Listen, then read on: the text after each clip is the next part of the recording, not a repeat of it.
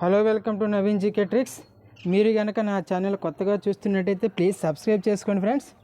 అయితే ఈరోజు జనవరి 24, 2026కి సంబంధించి కరెంట్ అఫైర్స్ ఏమున్నాయో చూద్దాం. ముందుగా జనవరి 24 అనేసరికి మనకు ఒక ప్రత్యేకత ఉందండి. అంతర్జాతీయ విద్యా దినోత్సవంగా చెప్పచ్చు.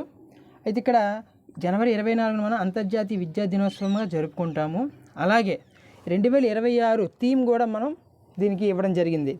ఏంటంటే the power of youth in co creating education. The power of youth in co creating education ఏంది అంతర్జాతీయ విద్యా దినోత్సవం యొక్క థీమ్ అనమాట. అయితే దీనిని 2019 నుంచి ప్రతి సంవత్సరం ఈ దినోత్సవాన్ని జరుపుకోవడం జరుగుతుంది. 2019 నుంచి జరుపుకోవడం జరుగుతుంది, గుర్తుపెట్టుకోండి. నెక్స్ట్ అలాగే భారత్లోకి విదేశీ పెట్టుబడులు, ప్రత్యక్ష పెట్టుబడులు పెరుగుదల ఎప్పుడంటే 2025లో.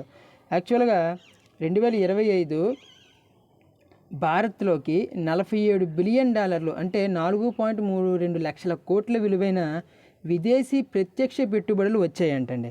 అయితే ఇది 2024తో పోలిస్తే 73% వృద్ధి నమోదు చేసింది. గుర్తుపెట్టుకోండి, విదేశీ ప్రత్యక్ష పెట్టుబడులు భారత్లోకి పెరిగాయి.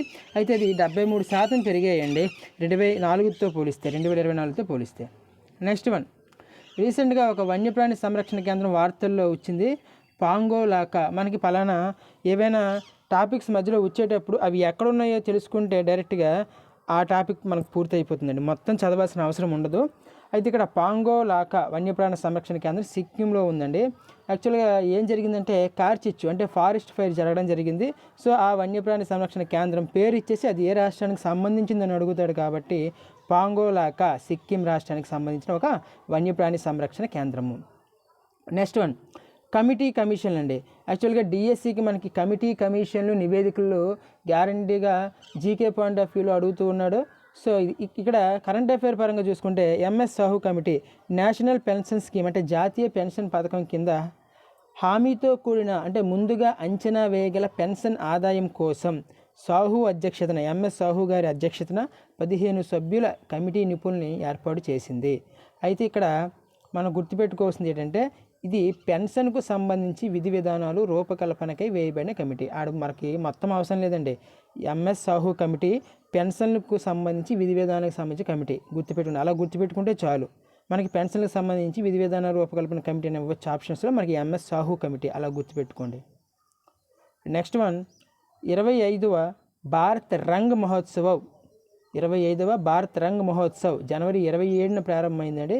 ఇది జనవరి 27 నుంచి ఫిబ్రవరి 20 వరకు 2026లో జరగబోతుంది. అయితే ఇది ప్రపంచంలోని అతిపెద్ద థియేటర్ ఫెస్టివల్ అండి. ఇది థియేటర్ ఫెస్టివల్. ఇది 40 నగరాల్లో, భారతదేశంలోని 40 నగరాల్లో దీన్ని నిర్వహించడం జరుగుతుంది. అప్పుడు మన ఊర్లలోకి చాలామంది హరికథలు చెప్పడము, ఇలాంటి భాగవతము, భగవద్గీతలు ఇలాంటివన్నీ బోధించేవారు కదండి. ఈ విధమైనటువంటివి భారత్ రంగ మహోత్సవంలో కూడా ప్రారంభించడం జరుగుతుంది. అయితే ఇది ప్రపంచంలోనే అతిపెద్ద థియేటర్ ఫెస్టివల్ అండి. దీని యొక్క థీమ్ సంవాద్ సాంస్కృతిక. చూసుకోండి, సంవాద్ సాంస్కృతిక గుర్తుపెట్టుకోండి. అయితే ఇది భారత్ రంగ్ మహోత్సవ్ జనవరి 27న ప్రారంభము, 40 నగరాల్లో దీన్ని నిర్వహించనున్నారు. ఓకేనా, అతిపెద్ద థియేటర్ ఫెస్టివల్, అది మనం గుర్తుపెట్టుకోవాల్సిన అంశము. నెక్స్ట్ వన్, రాష్ట్రపతి భవన్లో గ్రంథ కుటీర్ను ప్రారంభించిన రాష్ట్రపతి గారు. మన రాష్ట్రపతి ద్రౌపది ముర్ము గారు గ్రంథ కుటీర్ను ప్రారంభించడం జరిగిందండి. చాలా ఇంపార్టెంట్ మనకి. అయితే యాక్చువల్గా భారతదేశంలోని 11 క్లాసికల్ లాంగ్వేజెస్ ఉన్నాయి మనకి, శాస్త్రీయ భాషలు. ఆ భాషల్లోని రాతప్రతులు కానీ అలాగే పుస్తకాలు కానీ సేకరించి ఈ గ్రంథ కుటీర్లో ఉంచడం జరుగుతుందండి. మనకి ఇప్పటి వరకు భారత్ గుర్తించిన మనకి శాస్త్రీయ భాషలు ఏంటంటే క్లాసికల్ లాంగ్వేజెస్ 11 అండి. చాలా ఇంపార్టెంట్ టాపిక్ మనకి ఇది. అయితే ఇక్కడ శాస్త్రీయ భాషలు 11 కదా, అందులో ఒకటి మెయిన్గా గుర్తుపెట్టుకోవాల్సింది ఏంటంటే మనం చూడండి జాగ్రత్తగా, నెంబర్ ఆఫ్ టైమ్స్ మనకి ఎగ్జామ్స్కి అడిగాడండి. అయితే ఆ 11 గుర్తుపెట్టుకోండి. మొట్టమొదటి శాస్త్రీయ భాష క్లాసికల్ లాంగ్వేజ్ ఏదంటే మనకి తమిళ్ అండి, చాలా ఇంపార్టెంట్. ఇయర్ కూడా ఇంపార్టెంటే, 2004. తర్వాత సాంస్క్రిట్ అండి 2025. నెక్స్ట్ తెలుగుకి ఎప్పుడంటే మనకి శాస్త్రీయ భాషకి గుర్తింపు ఉందంటే 2008, తెలుగుతో పాటు కన్నడ. నెక్స్ట్ అలాగే మలయాళం 2013, ఒడిస్సా 2014. రీసెంట్గా అంటే 2024లో 5 చేర్చడం జరిగింది. ఎంబీఏ అని గుర్తుపెట్టుకోండి, మరాఠీ, బెంగాలీ, అస్సామీ మరాఠీ, బెంగాలీ, అస్సామీ అండ్ ప్రాకృతి అండ్ పాలి అంటే ఈ 5 కూడా 2024లో చేర్చడం జరిగింది. సో ఇప్పటి వరకు శాస్త్రీయ భాషలు ఏంటంటే భారతదేశం గుర్తించినవి 11 అండి. ఫస్ట్ది 2004లో తమిళ్, రీసెంట్గా 2024లో 5 గుర్తించడం జరిగింది. చాలా ఇంపార్టెంట్ టాపిక్ ఇది, మీరు బాగా చదువుకోవాలి ఈ టాపిక్. నెక్స్ట్ టాపిక్ ఆపరేషన్స్ పరంగా చూసుకుంటే ఆపరేషన్ మెగాబురు దేని గురించి తెలుపుతుందంటే సిఆర్పిఎఫ్ వాళ్ళు జార్ఖండ్లోని వెస్ట్ సింగ్భమ్ జిల్లాలో దీనిని ప్రారంభించడం జరిగింది. మావోయిస్టులు నిర్మూలించడానికి దీనిని ప్రారంభించడం జరిగింది. ఈ ఆపరేషన్ మెగాబురు గుర్తుపెట్టుకోండి. నెక్స్ట్ ఏపీకి సంబంధించినవి చాలా ఇంపార్టెంట్ అండి. Humanoid robo police ASC Arjun చాలా అంటే చాలా ఇంపార్టెంట్ మనకి ఇది, ఎందుకంటే ఇది భారత రైల్వే విశాఖపట్నం రైల్వే స్టేషన్లో దీన్ని ప్రారంభించడం జరిగిందండి. దీని పేరేంటంటే మనకి చూడండి ఏఎస్సి అర్జున్. ఇది ఒక humanoid robo police ASC Arjun రోబోను ప్రవేశపెట్టడం జరిగింది.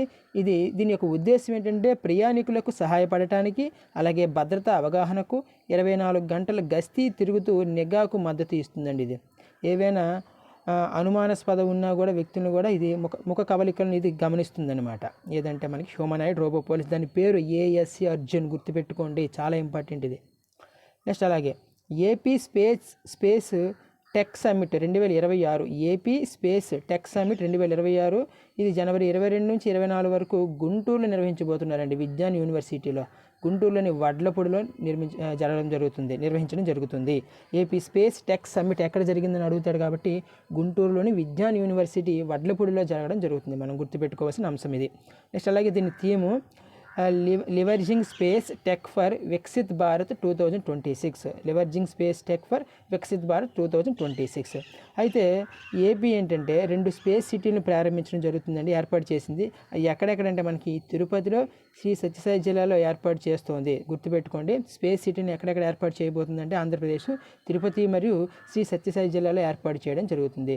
అయితే ఈ ఏపీ స్పేస్ టెక్ సమ్మిట్కు ముఖ్య అతిథిగా ఎవరు పాల్గొన్నారంటే షార్ డైరెక్టర్ గారు ఎస్ పద్మకుమార్ పాల్గొనడం